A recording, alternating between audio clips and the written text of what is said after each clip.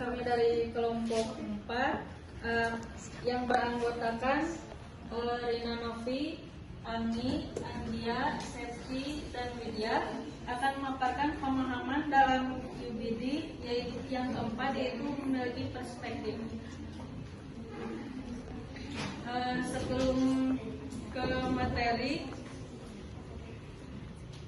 menurut KBBI, perspektif adalah sudut pandang atau cara memandang suatu hal dari suatu sudut pandang tertentu.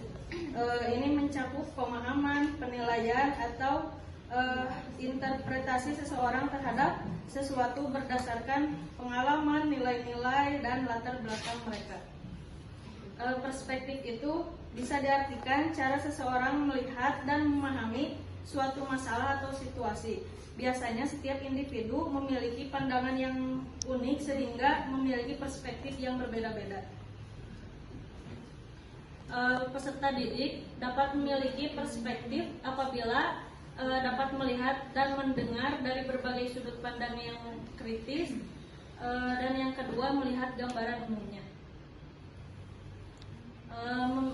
Peserta didik dikatakan telah memahami suatu masalah belajar apabila peserta didik dapat melakukan perspektif dengan kemampuan sudut pandang peserta didik secara kritis, mampu membangun gambaran mengenai materi, teori, ataupun prosedur belajar.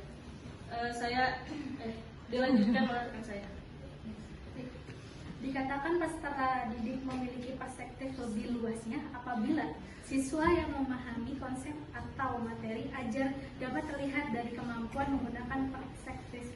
Kemudian siswa akan menunjukkan keluasan berpikir, mampu melihat sisi yang berlainan dari suatu ide, fakta, dan situasi.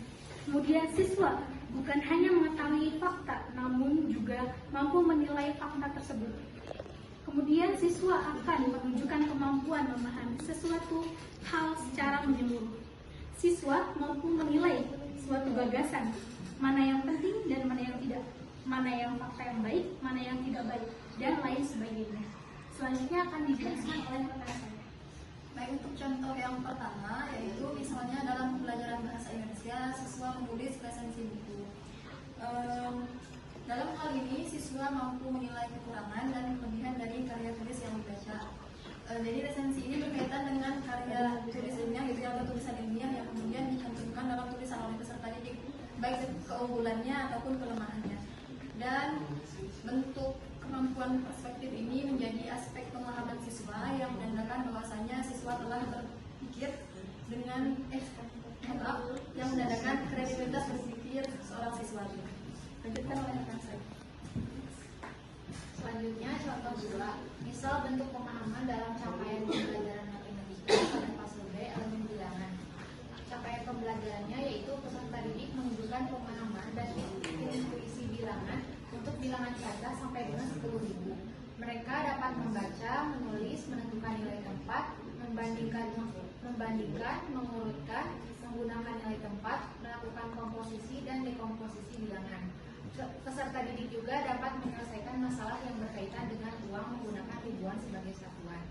Bentuk perspektif yang dimiliki peserta didik ini menemukan berbagai cara berbeda untuk mendapatkan nilai 10.000. Selanjutnya akan dijelaskan oleh Baik, yang terakhir yaitu contoh 3. Guru memberikan contoh kasus terkait pemaknaan berasal dari seorang guru ke murid. Kemudian murid memiliki perspektif berbeda dengan orang atau materi tersebut. Murid memiliki perspektif bahasa yang digunakan dalam berkomunikasi haruslah sesuai dengan situasi dan lawan bicara yang dihadapi. Misalnya, ketika berbicara dengan orang yang lebih tua atau lingkungannya formal, maka harus menggunakan bahasa yang lebih sopan dan formal. Namun, ketika berbicara dengan teman sebaya atau di lingkungan informal, maka bisa menggunakan bahasa yang lebih santai dan akrab. Adapun perspektif murid tentang bahasa Indonesia adalah bahwa bahasa merupakan alat penting dalam berkomunikasi dan harus digunakan dengan tepat sesuai situasi. Selain itu, kita harus memperkaya kosakata dan menjaga kekayaan bahasa Indonesia sebagai bagian dari identitas dan budaya Indonesia. Terima kasih, saya kembalikan kepada Bapak. Demikian yang dapat kelompok 4 sampaikan. tentang memiliki perspektif kepada teman-teman semua yang ingin bertanya dan juga menambahkan, persilakan. Silakan, ada yang mau bertanya?